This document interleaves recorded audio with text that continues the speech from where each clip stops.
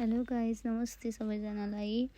आज मैले चाहिँ रारा ट्रिपको भिडियो लिएर आएकी छु है। त्यति बेला खासै राम्रोसँग ब्लग भनेर बनाएको पनि थिइनँ। यसो मोमेन्ट क्याप्चर गरेको भिडियोहरू चाहिँ रहेछ होइन। लगभग 3 वर्ष अगाडिको भिडियो हो यो। हामी चाहिँ 3 वर्ष अगाडि रारा गएको थियौँ। त्यति बेलाको भिडियो। बेलुकी 5 बजे गाडी चढेको थियौँ नारायणघाटबाट चाहिँ सुर्खेत जाने भनेर। सुर्खेत पुग्नलाई नै हामीलाई 2 दिन लाग्यो। गाडी बिग्रिने बाटोमा के हो नि है। यो चाहिँ सुर्खेतमा आइसक्यो। मसँग त्यस्तो राम्रोसँग भिडियो सिरियल वाइज चाहिँ छैन। सुर्खेतमा एक दिन बसेर अनि त्यहाँको बस पार्क गयौँ। त्यहाँको बस पार्कबाट चाहिँ सिधै रारा पुगिँदो रहेछ, पश्चिम गएको होइन। बाटो यति साँघुरो उताको। हाम्रो नेपालमा झन् कति ठाउँमा हो कि बाटो त जता गए पनि त्यस्तै है। यति साँघुरो बाटो, कतै टाढाबाट आउँदैछ भने हर्न लगाएपछि सुनेर कुरेर बस्नुपर्ने। बाटो पनि अलिक डर लाग्दो। प्लस नेसनल पार्क समथिङ के भयो 11 बजे पछाडि चाहिँ गाडी चलाउन नमिल्ने भएको भएर चाहिँ अनि बास बस्नुपर्ने रहेछ कि कता मागमा कता पुगेर चाहिँ बस्नुपर्ने रहेछ। यो घरमा बस्दा भूकम्प आएको है। हामी यति डराएर होटल सबै आएको रहेछ होइन। अनि राति भूकम्प आएको कि घरमा बस्दा। त्यो घरमा बस्नु कुन ठाउँ गऱ्यो भनिदिनु त। नागमा बजार होइन त।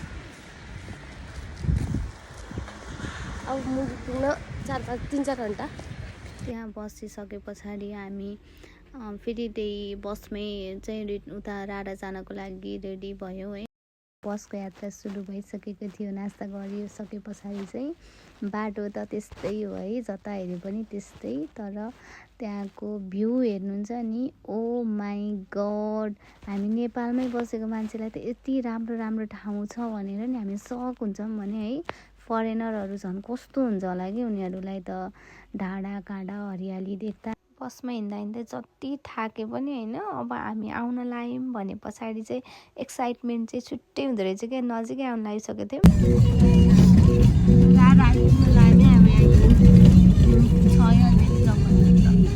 जाँदा चाहिँ हामी यता तालचा एयरपोर्ट नपुगिकन यतै झऱ्यौँ कि म त नाम नि बिर्सिसकेँ है।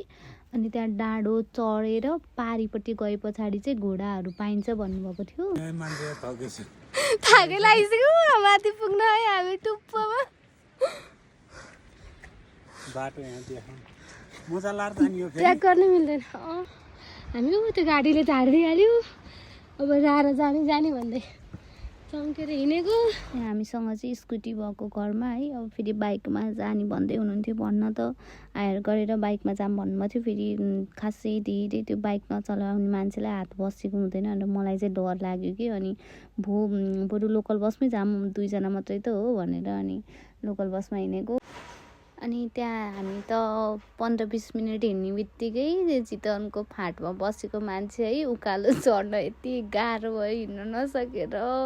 फेरि वरिपरि कोही एउटा मान्छे छैन, केही छैन है। त्यो डाँडा पारी जानु अनि पाउनुहुन्छ त्यहाँ घोडाहरू के भन्नुभयो है। म त अब अलिकति हिँड्ने बित्तिकै जे होस् डाँडा चढेर चाहिँ एउटा ग्राउन्ड जस्तोमा पुगेको थियौँ। त्यहाँबाट त म अब हिँड्नै सक्दिनँ भनेर म त त्यहीँ एकछिन त मस्त निद आयो होला। यस्तो निन्द्रा लाग्यो नि, म त थकै लाएर म त अब त यहाँबाट एक पाइला हिँड्न सक्दिनँ भनेर बसेको थिएँ। अनि त्यही फेरि बल्ल एकजना मान्छे भेट्नु भयो कि त्यो डाँडामा। अनि उहाँले अलि उता जानु 2टा घर देख्नुहुन्छ, त्यहाँ चाहिँ 6 घोडा छ। अनि त्यहाँबाट चाहिँ त्यो घोडाले लगिदिन्छ भन्नुभयो होइन। अनि बल्ल अलिकति भयो भने जोस आयो कि फेरि हिँड्ने। अनि हामी फेरि हिँड्न थाल्यौँ कि।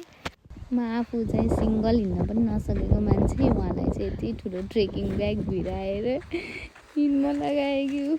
हिरो बुढो हो कि मेरो। त्यहाँको लोकल मान्छेलाई 15 मिनटमा पुग्ने, हामीलाई कति टाइम लाग्यो है। फाइनल्ली हामीले घोडा भएको घर भेट्यौँ। घोडा भएको घर भेटे पछाडि त्यहाँ 2टा घोडा व्यवस्था गराउनु भयो है। अनि हामी डर त लाग्यो। फर्स्ट टाइम घोडा चढ्दा यस्तो डर लागेर हामी हिँड्न नसकेको मान्छेहरू। उहाँको दाइहरूले त पुरै त्यत्रो ठुलो झोला भिरेर है यस्तो। अनि त्यो उकालो र ओह्रालो त घोडा सँगसँगै गर्ने कि हामी त देखेर दङ पऱ्यौँ उहाँको। अनि उकाली ओह्राली होइन, लगभग 1.5-2 घन्टा जति हामी घोडामा हिँडिसके पछाडि रारा नेसनल पार्कको इन्ट्रान्समा पुग्यौँ। अनि त्यहाँ पुग्दा लाइक त्यो स्टेसन घोडाहरूको त स्टेसन टाइप नै धेरै नै घोडा हुँदो रहेछ। हामी चाहिँ हिँड्न नसकेर उतैबाट धन्न घरमा भेट्यो घोडा है।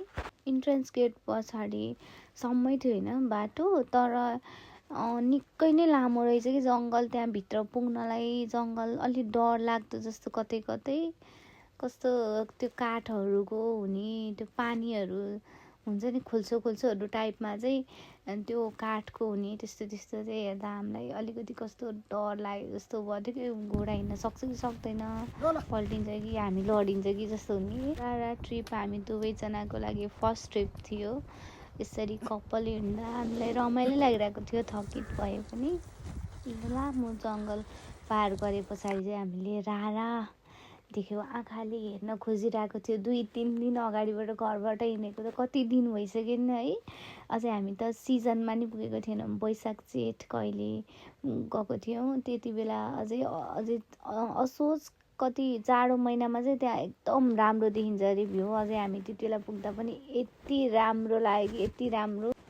त्यहाँ पुगे पछाडि हामीलाई एकछिन त यहीँ बस्नै पर्छ भन्ने जस्तो भएको थियो, तर हामी अझै उता बास बस्ने ठाउँ उतै हुँ बिचमै सेन्टरमै चाहिँ पर्दो रहेछ। अनि त्यो भएर जानुपर्ने भयो।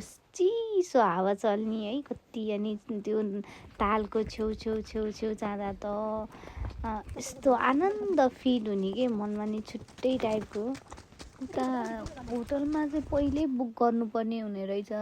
जम्मा हामी त्यो तलपट्टिको होटलमा गएको थियौँ, माथि जान नसकेर ढिलो भएर जम्मा 4-5वटा रुम मात्रै रहेछ। तालको अगाडिपट्टि चाहिँ सटर टेन्टहरू सेटल हुँदो रहेछ। अनि हामी एउटा टेन्टमा बस्यौँ। पुग्दै बेलुका भइसकेको थियो। Good morning from tent day 5 है। पत्ता दुख्यो रारा तालमा आउँदा। बिहान तालको वरिपरिको भ्यू हेरेर माथि टपमा जाने कुरा गऱ्यौँ। मुरमा टप लगभग 3600 देखि 3800 मिटर हाइटमा रहेछ मुरमा टप। एउटै घोडामा पालो जाने भनेर घोडामा हिँड्न स्टार्ट गरियो। घोडावाला दाइसँग गफ गर्दै थाक्यो। भिडियो क्याप्चर पोजिसन पनि राम्रो भएको छैन। कोही यता फर्केछ कोही उता फर्केछ है। गाना सुन्दै जाँदा त्यति राम्रो छैन। हजुर हाम्रो अब पहाडको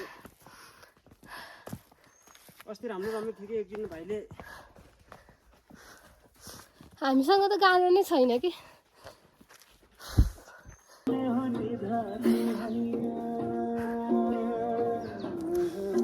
थकाइ लाग्दो रहेछ हौ। थकाइ त उकालोमा अझै यता कहाँ हेर्ने अझै यो भन्दा पनि छ। बेसी उकालो हुन्छ।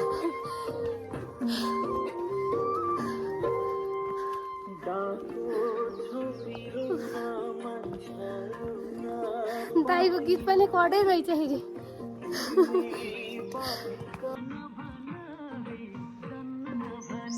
खासै सिजन नभएकोले लाली गुराँस पनि कतै मात्रै फुलेको थियो, त्यस्तो झपक्क थिएन। माथि पुग्दा जुन मोमेन्ट पनि वाउ भइरहेको थियो हामीलाई। माथिबाट गोलो देखिँदो रहेछ। रारा ताल चाहिँ अब नेपालकै ठुलो, सायद फर्स्ट नै होला ठुलो ताल हो। एक साइडबाट चाहिँ नर्थ चाइना पनि देखिन्छ भनेर देखाइदिइरहनु भएको थियो घोडावाला दाइले है। माथि पुग्दा पनि हिउँ नै परेको थिएन, अलिकति हिउँको थुप्रो रहेछ। त्यही हिउँले भयो नि चित्त बुझाएर हामी हिउँ खेलाएँ। त्यही पनि बेबीको पारा त्यस्तो अब चिसो भएन। यो फर्स्ट स्नो देखेकै फर्स्ट टाइम थियो। मलाई यति थोरै देख्न पाए पनि रमाइलो लाग्यो, चित्त बुझाउने बाटो। अनि त्यहाँनिर हामी हिँड्यौँ। घोडावाला दाइलाई धेरै फोटो भिडियो गराइदिन रिक्वेस्ट गऱ्यौँ। कति मजाले गराइदिनु भयो, हेल्प पनि गरिदिनु भयो। अनि उहाँलाई चाहिँ यसरी पोज दिन सिकाइ एउटा दुइटा चाहिँ टिकटकमा पनि राख्नु पऱ्यो भनेर। अनि पोज सिकाइ त्यही पनि फोटो खिच्ने भन्दै भिडियो गराएको मैले। आज यी बेलामा ओह्रालोमा घोडा खासै हिँड्न सक्दैन भनेर घोडावाला दाइले घोडा लिएर जानुभयो। हामी बिस्तारै आउँछौँ भनेर हिँड्यौँ। बाटोमा स्नोफल भयो है। अनि एकैछिनमा एक पाइला मुनि फेरि पानी पऱ्यो, अलिकति माथि स्नो छ कि फेरि तल झरेर हामी फेरि अर्को ड्रेस चेन्ज गरेर अनि त्यहाँ फोटोसुट गर्ने भिडियो गर्ने गऱ्यौँ। टिकैमा रात पर्यो। भोलिपल्ट बिहान फेरि त्यहाँनिरको यताउता हेऱ्यौँ। अनि बाटो सम्झिँदा हामी गाडीमा जाने छाटकाट देखिएन है, एकदम डर लाग्यो। अनि फ्लाइटमा जाने अब छिटो पनि हुन्छ, धेरै दिन भइसक्यो भनेर तालचा एयरपोर्ट पुग्नको लागि त्यहाँबाट मिठो मिठो मेमोरिज बटुलेर हिँड्यौँ। र ताल घुमेर सक्यो है हाम्रो आजसम्मको ट्रिप। 2 दिन बस्यो है, आज 3rd डे जाँदै हामी बाई हर्स। अब हामी राणा ताल छोडेर भित्र लाग्यो है। हेलो हेलो ल बाई बाई राणा ताल।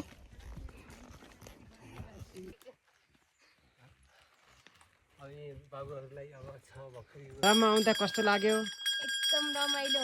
अनि यहाँको हावापानीहरू, डाँडाकाँडाहरू, हिमाल 2 दिन बसियो, सबै हिउँ पनि पर्यो, पानी पनि पर्यो, घाम पनि लाग्यो, मुरमा टप गयो, एकदम रमाइलो भयो। यहाँ मन्दिर आइयो, दाजुहरूको घोडामा एकदम, घोडाहरू पनि एकदम ज्ञानी ज्ञानी, राम्रो लाग्यो। अनि अहिले तपाईँ कुन ठाउँमा फर्किँदै हुनुहुन्छ? कुन ठाउँबाट आउनुभयो? अहिले अब हामी तालचा एयरपोर्ट जान लागेको।